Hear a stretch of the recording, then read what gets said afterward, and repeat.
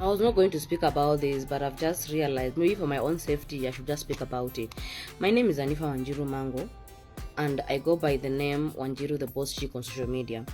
I'm an alumni of Butere Girls High School, and I was the lead actress in Shackles of Doom during our time when it was banned. Shackles of Doom was banned essentially because they were saying we were spreading hate speech. During that time, the theme of the festival was to enhance national cohesion and integration. But our play was against that and spreading hate speech. And that is why they decided, we are going to prevent them from performing. We were able to go to court, got orders, and in the evening in Mombasa, we performed. The hall was full to the brim. I remember it like yesterday. We were able to perform. In that play, I, who was Wamaida, was being married off to the Kana communities. We were just creating the illusion of Kana community. We had discovered oil in Turkana, and then now I was to get married to that community in exchange for my people to get a piece of land in Turkana, which they did. Got in, built an oil refinery. 15 years later, they started employing people. For the highest paying positions were going to my community. The Njeris, the Kamau, the Kimani. My community, of course, is Kikuyu when you look at it. And the low paying positions are going to the Kana community. So they were saying, this place is not enhancing integration and cohesion. It is just intensifying hate speech. Okay? Which is quite delusional, because in reality that was what was happening. So I don't know why they were insisting for us to act something that is not happening on the ground. But anyway, we managed and performed it. Okay? Fast forward 2025. Here we are dealing with the echoes of war. Echoes of War is just the plight of the Gen Z. It's portraying the plight of the Gen Z. So ni woga tu pia wanauza tu. There's nothing to it. There's nothing more to it. Let me just explain the synopsis for you, okay? In this play, it is saying, the play underscores the plight of the Gen Zs as witnessed in various jurisdictions across the world, which is true. The play is set in a fictional kingdom in an Islamic state, which is slowly healing from a civil war. Okay? So it is in the period of recovering and healing that country. So by this reality, the Gen Zs now find themselves in a position where they want to liberate that country from deep-rooted vices that, in their view, are delaying that country from rebuilding itself to a better version. Okay?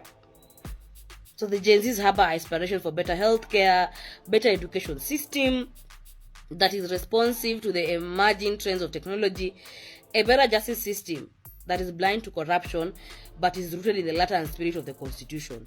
They essentially wanted a better beginning for their country since it was recovering from a civil war. Okay. So against this backdrop, there's a fourth-year student who's called Mustafa, who developed a software that hopes will link sick patients to a pool of doctors and surgeons across the world in a way to relieve the citizens from that bad health infrastructure and acute shortage of doctors. Okay? So this software that has been created by Mustafa is recognized by the Sultan. Remember, I've told you it's an Islamic state. It is recognized by the Sultan, who rewards him for his invention. However, as a show of patriotism, Mustafa is told to surrender his social media handles to the state. It is then discovered that during that period when he does surrender those social media handles, he had posted offensive content on his timeline during the war.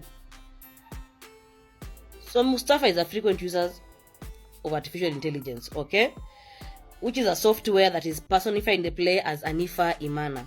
The girl who is acting the character of AI is called Anifa Imana, who is a young, super intelligent girl who has access to Mustafa's social media logins. In the end, the play teaches young people about the good and bad that is associated with unregulated internet and software. Sultan, recognizing the special place the younger generations hold in rebuilding the war-torn kingdom, elevates them to a critical decision-making platform where their creativity, energy, and common purpose are needed. So if you look at this play, it is just calling out for the older generations, all the older leaders to integrate Gen Zs into their decision making. that they have got more to offer. They now know more in terms of technology and innovation, and we want them to be brought on board. That is just essentially what this play is depicting. There is no political undertone in this play. So hiyo woga wanauza exist. So when Malala reached out and he was like, oh, you know, Anifa, what happened to you during Shackles of Doom has also happened to Echoes of War. I told him, Mheshimiwa, I'm going to petition on their behalf. We did that, went petition, got orders, and the girls were set to perform and come back to school. But them arresting Mheshimiwa just a day before the girls perform, with no deca, no costume, and they want them to perform early in the morning where there is no proper audience. Because if you have been in drama festival, asubuhi hakuna audience mzuri ya watu kuwatch whatever you want to perform.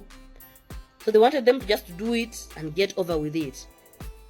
But we told the girls, no, just go there and sing the national anthem and make history that way. Because if you're going to do a mediocre performance with no deca, with no costume and no audience, what's the point of doing it? And then eventually they are releasing Mheshimiwa later during the day, after everything has settled. At this point, even going back to court is pointless. What are you going to do in court? Because you already have orders for them to perform. So what are you going to do in court? Today is Friday. I believe by today or tomorrow these festivals are over. So Malala has decided that the best way forward is for him to get adult actors and actresses to perform that play, because I believe the parents will not allow the children to perform outside school. So he's gonna have to look for characters to perform that play, and we hope that you will come and watch, because it will just be a public play. Everyone will be invited to watch.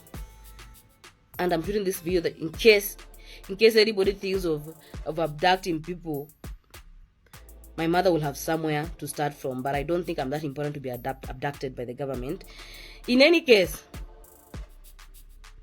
a country that is not respecting the rule of law is a doomed country. We can't live in a country where we have orders, but the people who just feel like we are going to use extra judicial force and go against the rule of law. I've seen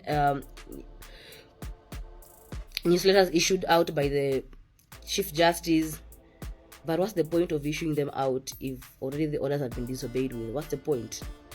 Unless now they tell our girls are going to perform. They're given their own day and allowed to perform. But if that is not going to happen, what's the point of issuing out all these notices? For what purpose? The order has already been disobeyed. So we really need to live in a better country. There is nothing to fear in this Echoes of War. There's nothing to fear. It's just a very written, good play. Okay?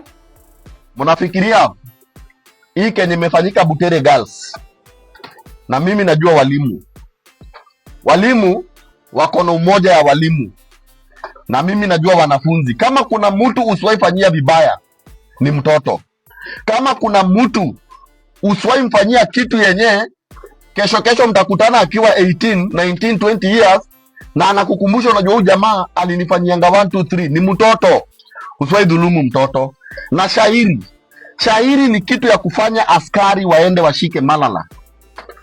Shairi ni kitu ya kufanya askari waende shule wapige tear gas.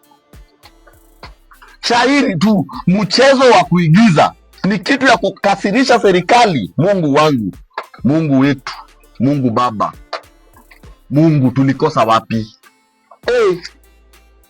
Mungu tulikukosea nini? Shairi mchezo wa kuigiza, ni kitu ya kukasirisha rais. Ni nini imefanya William Ruto wetu? William Ruto, huyu rais anakunywa nini? Anavuta nini? Anakula nini? Amezungukwa na kina nani? Mungu wangu, William Ruto. Guy, huu ni ule William Ruto mimi tumeonana hivi. Ni nini mbaya? Guy, na hata kama ni uganga ama uchawi ndio zinaweza fanya rais make wrong decision, si kanisa mumuombe, Ole Sapit si muombe, Catholic, Anglican, PCEA, simushikane, muende State House muombe, mumwage maji, mtandike ukuta na Biblia, hiyo shetani toroke, wache rais. What? Ni nini mbaya? Unatoa maaskari wanaenda shule kupiga watoto wa shule juu ya shairi. Unashika Malala juu ya shairi, askari 300. Constitution 2010 ilitutoa kwa National Police Force. Constitution 2010 ilitutoa kwa Police Force, which was rogue, which was a political tool. Police Force ilitutoa kwa wakati polisi angekuja anakutandika, anakupiga, anakudhulumu na kuna kenye unaweza fanya. Promulgation ya Constitution 2010 ndio ikafanya tukakuwa na maaskari wenyewe. Sheria kwanza, ukweli kwanza, haki kwanza. Police Force ilikuwa inafika wakati mtu anakudhulumu na ukienda station wewe ndio unashikwa na unashtakiwa na unafungwa. Ikafika mahali tuko na police service. Askari anaweza kukuangalia hivi na sema hii hapana, hii ni mbaya. Na hata akufungulie mashtaka kwa kusema uongo ama kwa kufanya kitu mbaya. Hatuna maaskari wazuri. Na mbona DCI, Directorate of Criminal Investigation, imekuwa political tool kuliko hata politicians wenyewe. Mpaka unaona Eric Kinembe ule wa Madira, Eric Kinembe ule mbunge wa Madira anaenda huko Madira akiwa na askari 7, wote wamebeba bunduki, anatusi viongozi wenzake, anajua raia watakasirika wasimame, then immediately unaona maaskari wanakuja mbele yao, kila mtu ako kwa kiuno, anajaribu kutoa bunduki. Hizo bunduki hata ukitoa unaweza piga watu wangapi? Guy. Nyinyi watu mnacheza na mali mnapeleka hii Kenya. Hapa mbele kitu siwadanganya tu wa Kenya watapigana. Ni Directorate of Criminal Investigation, Amin Mohammed, Takwala,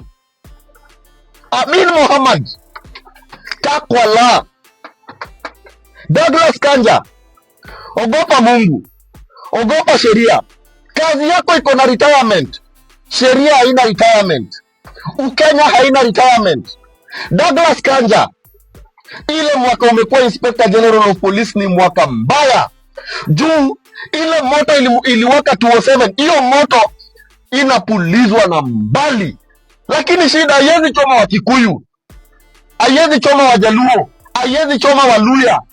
Hiyo moto munawasha ya 207 haitachoma raia. Hawa raia watashikana, watakuja kwenyu, watawatoa kwa nyumba. Wasipopata watachukua watoto wenyu, wasipopata watoto wenyu watachukua wake zenyu, wasipopata familia zenyu wataharibu mali zenyu. Nyinyi wanasiasa, learn from the June 25th Gen Z election.